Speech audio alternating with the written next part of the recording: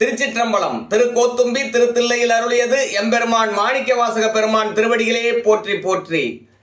பூமேல் அயனோடு மாலும் புகழ் அரிதென்று, பூமேல் அயனோடு மாலும் புகழ் அரிதென்று ஏமாறி நிற்க அடியேன் இருமாக்க, நாய்மேல் தவிசிட்டு நன்றாய் பொருட்படுத்த தீமேனியானுக்கே சென்று ஊதாய் கோத்தும்பி.